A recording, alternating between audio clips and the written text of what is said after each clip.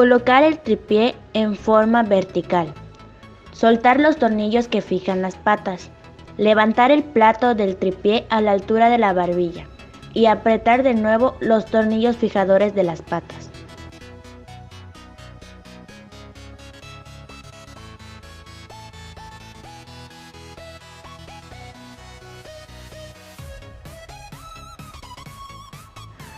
Tomar con ambas manos dos patas del tripié y abrirlo sobre el punto o vértice. Tratar de colocarlo de tal manera que el vértice pueda verse por en medio del tornillo fijador, tratando de que el plato quede lo más horizontal posible.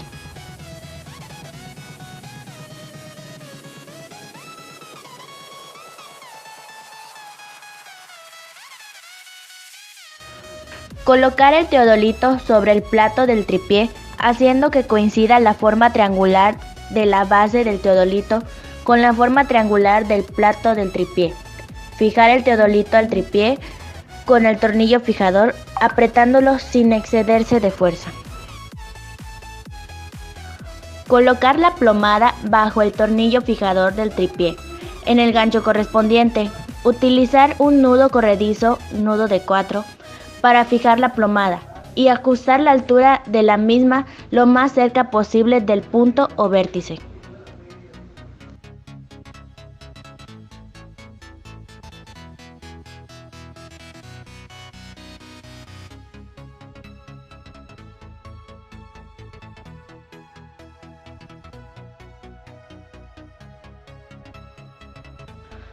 Tomar con dos manos las patas del tripié y utilizando la pata restante como apoyo, plomar el equipo lo más preciso posible sobre el punto o vértice, cuidando que el plato quede lo más horizontal o nivelado posible.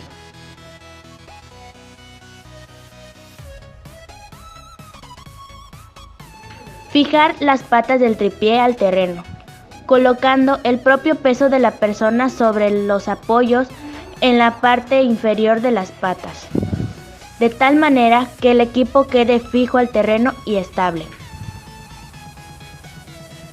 Ajustar la plomada sobre el punto o vértice soltando el tornillo fijador del tripié, desplazando el teodolito sobre el plato y volviendo a apretar el tornillo fijador una vez que la plomada se encuentre en su posición correcta. Si el rango de desplazamiento del teodolito sobre el plato no es suficiente, deberán repetirse los puntos 5, 6 y 7 de este manual hasta lograr plomar adecuadamente el equipo. Nivelamos el teodolito colocando los niveles de burbuja a ambos lados de un tornillo nivelador o tornillo fijo.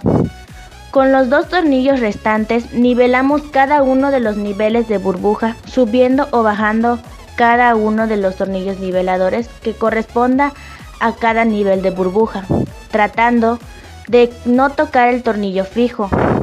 Una vez que queden niveladas ambas burbujas, giramos el teodolito de tal manera que se repita este mismo procedimiento utilizando como tornillos fijos los otros dos tornillos niveladores.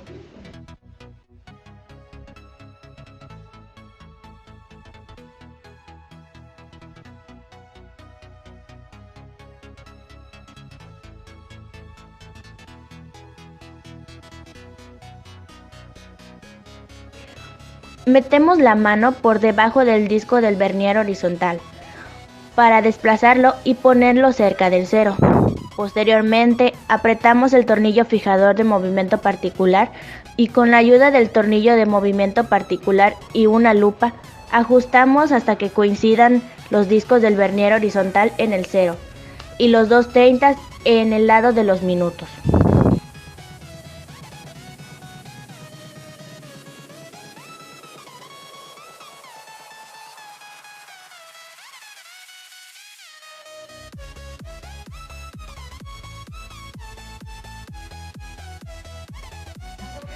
Orientamos el equipo al norte magnético, con la ayuda de la brújula, para lo cual quitamos el tornillo que asegura la brújula. Después, giramos todo el equipo hacia el norte, haciendo que coincida con el cero de la brújula con la aguja que apunta hacia el norte.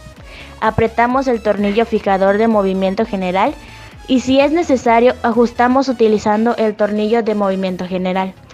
Este mismo procedimiento se aplica para colocar el equipo en ceros, tomando como referencia otra orientación distinta al norte magnético, con la diferencia que es necesario visar el punto de referencia y hacer los ajustes necesarios solamente utilizando los tornillos de movimiento general.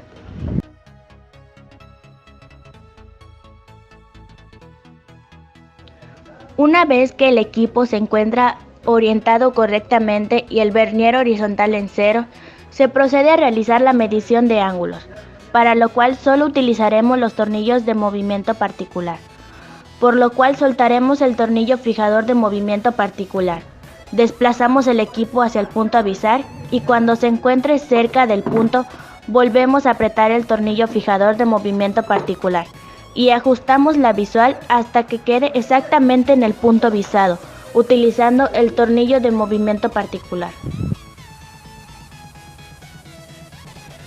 Para leer los ángulos es necesario detectar el vernier horizontal, cuál de las graduaciones corresponde al sentido en que giramos el teodolito. Posteriormente, tomamos como referencia el cero del disco superior.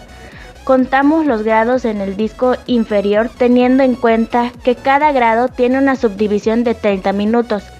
Posteriormente, ubicamos en el disco superior donde se leen los minutos, cuál de las graduaciones sigue el mismo sentido en el que giramos el teodolito y procedemos a ubicar con la ayuda de la lupa la línea que coincide en los dos discos, el superior y el inferior, por lo que dicha línea representa los minutos que deben agregarse a la lectura realizada en el disco inferior.